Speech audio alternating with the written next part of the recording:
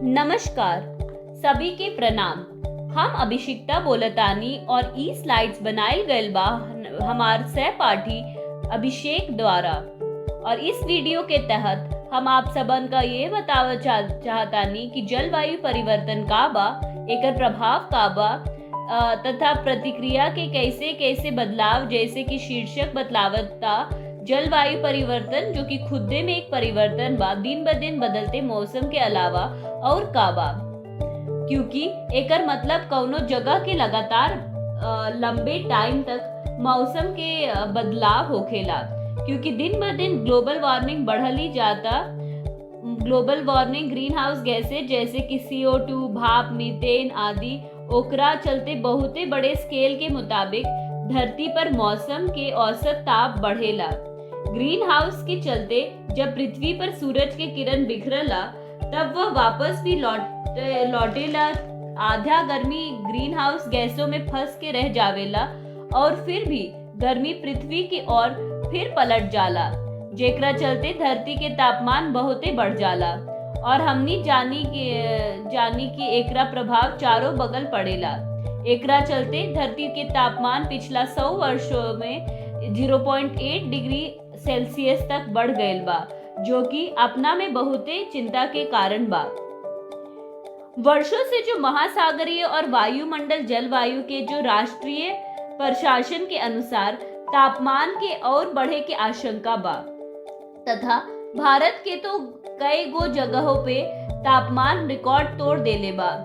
गर्मी के तरंग और आवृत के तरह घटना के कारण बनते जाता, जैसे कि कहीं सूखा पड़ता तो कहीं चक्रवात आवेला, और तो और कहीं बर्फ पिघलेला, और ई बर्फ पिघला के चलते सागर महासागर में पानी ऊपर चढ़ जाए तो कहीं ना कहीं दुनिया डूबे के खतरा बहुते हद तक बढ़ जाए। समुंदर के पानी के भी अम्लीकरण हो जाए, जेकरा प्रभाव सीधे सीधे वहां रहे वाले जीव जंतुओं पर पड़ी। हालांकि दुनिया के जंतुअन के संख्या मनुष्यों के संख्या से बहुते ज्यादा बा, फिर भी जंतुअन सब मनुष्यन के ऊपर निर्भर बाड़न। ऐसे में लोग और जंतु आपन रक्षा खातिर इधर उधर सुरक्षित जगह ढूंढे लगे। पेड़ पौधा सबके हानि होखे लागी।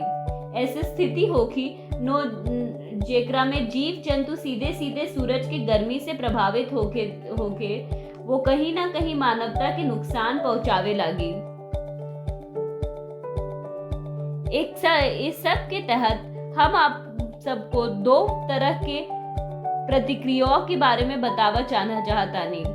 एगो प्रतिक्रिया बा सकारात्मक लूप, ऐसे दूसरा होकेला नकारात्मक लूप। सकारात्मक रूप के उदाहरण बा, जैसे कि कोनो आदमी बा, ओकरा पास हमनी कुछ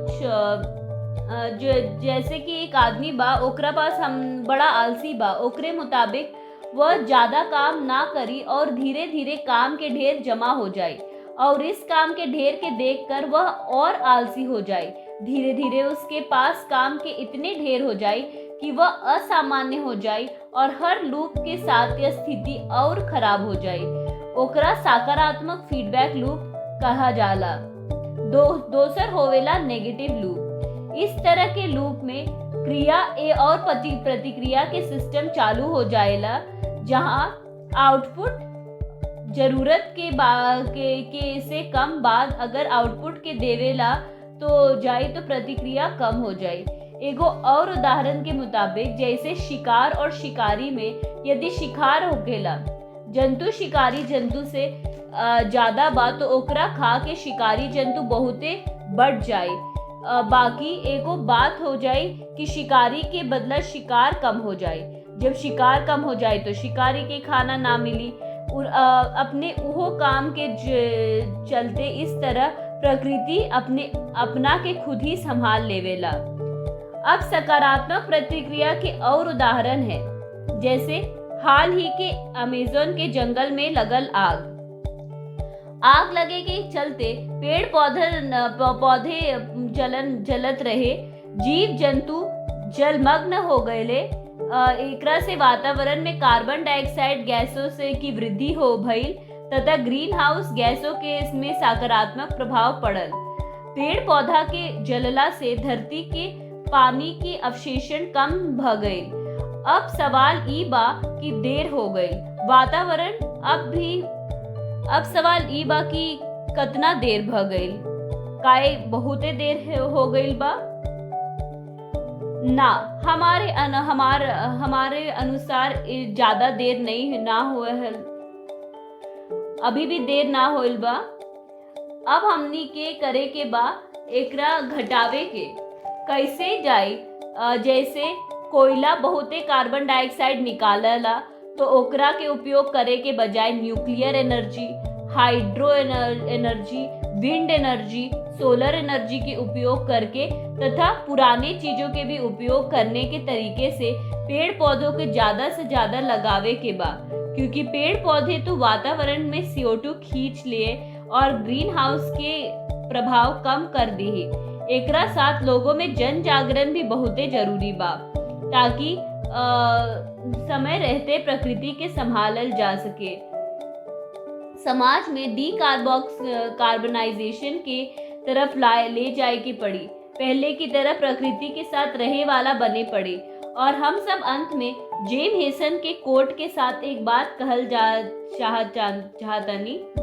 ग्लोबल वार्मिंग कौनो भविष्यवाणी नहीं खे, बल्कि यह एक ऐसा समस्या बा जो हम हर रोज देखतानी।